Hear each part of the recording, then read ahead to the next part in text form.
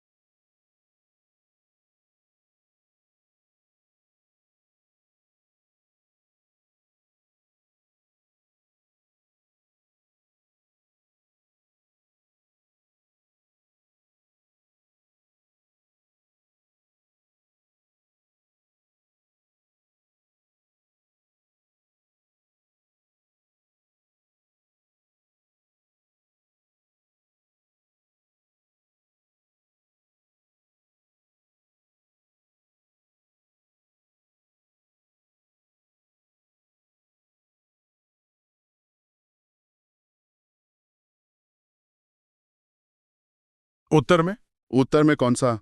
Everest. Everest. अच्छा। हाँ, एक तरह से ये सेफ्टी मार्जिनम, ताकि असल में जब कंक्रीट बने तो वो कम से कम 25 MPa तो दे ही दे, थोड़ी बहुत वेरिएशन के बावजूद। समझ गई, सेफ्टी फैक्टर जैसा।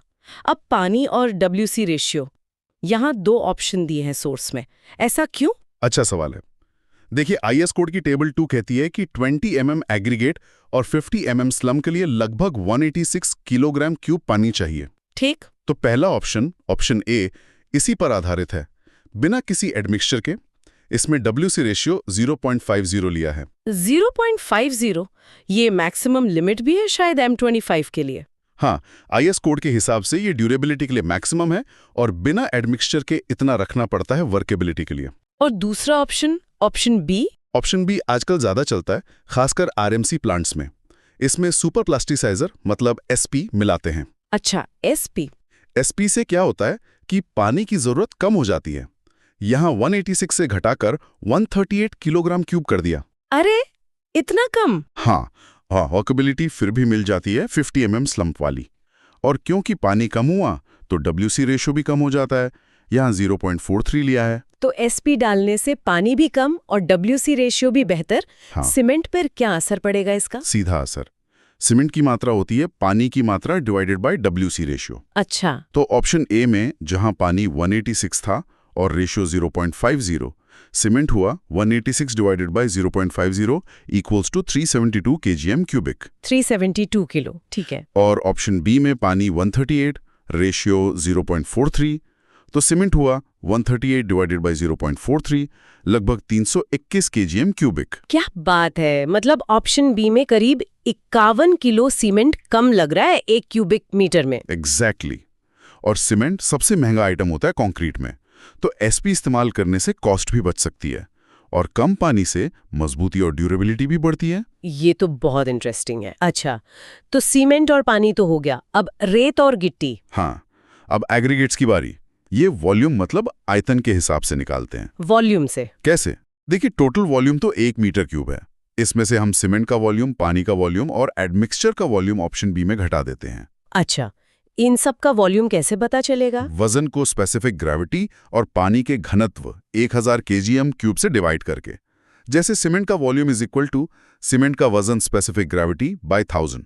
ओके, तो कुल 1 मीटर क्यूब में से सीमेंट, पानी, एसपी का वॉल्यूम हटा दिया। जो बचा वो रेत और गिट्टी का टोटल वॉल्यूम है। बिल्कुल। अब इस बचे हुए वॉल्यूम को रेत और गिट्टी में बांटना है। और वो कैसे बांटते हैं? उसके लिए आईएस कोड की टेबल 3 काम आती है।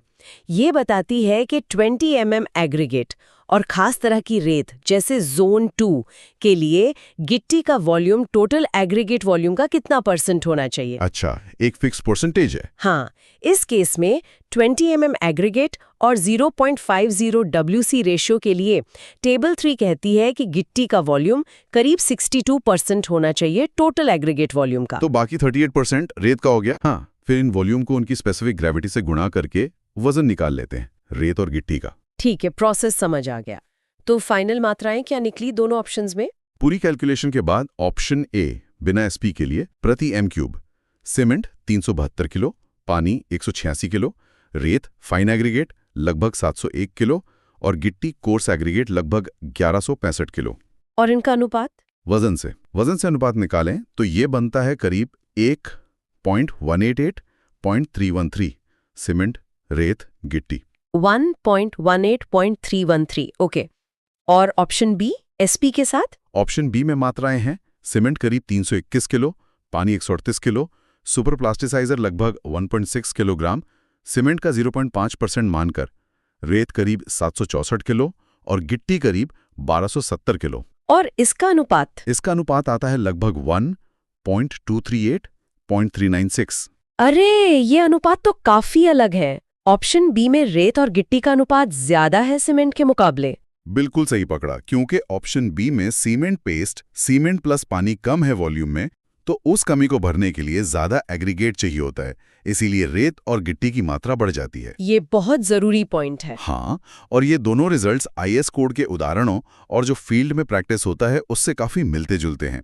तो अगर हम संक्षेप में देखें, M25 कंक्रीट बनाने के 2 तरीके देखें। हाँ। एक पारंपरिक बिना एडमिक्सचर वाला, जिसका अनुपात है करीब 1.188.313 और सीमेंट ज्यादा है। सही। और दूसरा है एसपी वाला आधुनिक तरीका, अनुपात करीब 1.2.38.396, जिसमें सीमेंट और पानी दोनों कम है। ये अक्सर आरएमसी और हाई क्वालिटी काम के लिए बेहतर माना जाता है। लेकिन एक बहुत जरूरी बात आपने कही थी। हाँ, कि ये सिर्फ शुरुआती डिजाइन्स हैं, थ्योरेटिकल कैलकुलेशंस हैं ये। मतलब ये कि असली साइट पर जो रेत और गिट्टी मिलेगी, उसकी नमी, उसकी ग्रेडिंग, साइज का मिक्स, यहाँ तक कि उसका शेप, वो इन कैलकुलेशंस को बदल सकता है। अच्छा, तो फाइनल करने से पहले लैब में ट्रायल मिक्स करना ही पड़ता है, ये अनिवार्य है। इन कैलकुलेशन से शुरू करके छोटे बैच बनाकर टेस्ट करते हैं कि स्ट्रेंथ और वर्केबिलिटी ठीक आ रही है या नहीं। जरूरत पड़े तो एडजस्टमेंट करते हैं। तो इसका मतलब ये हुआ कि एक अच्छा मिक्स डिजाइन सिर्फ फॉर्मूला लगाना नहीं है। नहीं, बिल्कुल नहीं। इसमें साइट की हकीकत और मटेरियल की समझ बहुत जरूरी है। सही कहा। और यहीं से एक सवाल मन में आता है सोचने के लिए। जब हमें पता है कि साइट पर मटेरियल बदलता रहता है, कभी रेत थोड़ी मोटी आ गई, कभी गिट्टी में नमी ज्यादा है, तो इस स्टैंडर्ड डिजाइन प्रक्रिया को हम रियल टाइम में कैसे ढालें, कैसे अडेप्ट करें ताकि हर बार नतीजा बढ़िया ही मिले। ये वाकई सोचने वाली बात है, कैसे कंसिस्टेंसी मेंटेन की जाए फील्ड में। हाँ, इस पर आगे और बात हो सकती है।